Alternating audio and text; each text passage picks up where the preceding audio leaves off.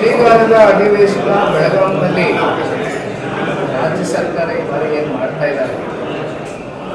ಬೆಳಗಾವಿನಲ್ಲಿ ಹೋಗಿ ಮಾಡ್ತಾ ಇರ್ತಕ್ಕಂಥ ಅಧಿವೇಶನ ವಿಶೇಷವಾಗಿ ಕಳೆದ ಒಂದು 3-4 ತಿಂಗಳುಗಳಿಂದ 6 ತಿಂಗಳುಗಳಿಂದ ಉತ್ತರ ಕರ್ನಾಟಕ ಭಾಗದ ರೈತರಿಗೆ ಆಗಿರ್ತಕ್ಕಂಥ ಕೆಲವೊಂದಷ್ಟು ನೋವುಗಳೇನಿದೆ, ನೋವಿಗೆ ಸ್ಪಂದಿಸಿ ಬೆಳಗಾವಿನಲ್ಲಿ ಚಳಿಗಾಲದ ಅಧಿವೇಶನ ನಡಿಬೇಕು ಅಂತಕ್ಕಂಥದ್ದು ನಮ್ಮೆಲ್ಲರ ಅಭಿಲಾಷೆ ಇತ್ತು.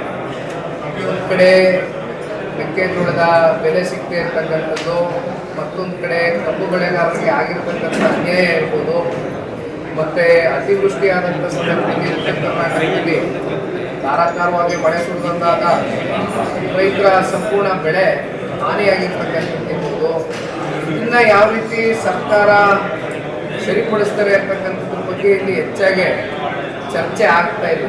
ಆದರೆ ಇಲ್ಲಿ ಹೇಗಾಗ್ಬಿಟ್ಟಿದೆ ಅಂದರೆ, ಈಗ ಬೆಳಗಾವಿ ಹೋಗ್ತಕ್ಕಂಥದ್ದು ಅಲ್ಲಿ ಬೆಳೆ ಬರೀತಾ ಇದ್ದೀವಿ, ಗೋವಾ ಆಗ್ತಾ ಇದೆ, ಮಹಾರಾಷ್ಟ್ರ ಆಗ್ತಾ ಇದೆ ಅಂತ ಸುಮ್ಮನೆ ಏನೋ ಕಾಟಾಚಾರದ ಸೆಷನ್ನು ಇವತ್ತು ಅಧಿವೇಶನ ಏನು ನಡೀತಾ ಇದೆ, ಇದು ನಿಜಕ್ಕೂ ಕೂಡ ನಾಡಿನ ಜನತೆಯ ಒಂದು ಸಮಗ್ರ ಬೆಳವಣಿಗೆಗೆ ಇದು ಒಂದು ಆರೋಗ್ಯಕರವಾದಂಥ ವಿಚಾರ ಅಲ್ಲ ಅಂತಕ್ಕಂಥದ್ದು ನಾವೆಲ್ಲರೂ ಕೂಡ ಈ ಸಂದರ್ಭದಲ್ಲಿ ಭಾವಿಸಬೇಕಾಗ್ತದೆ.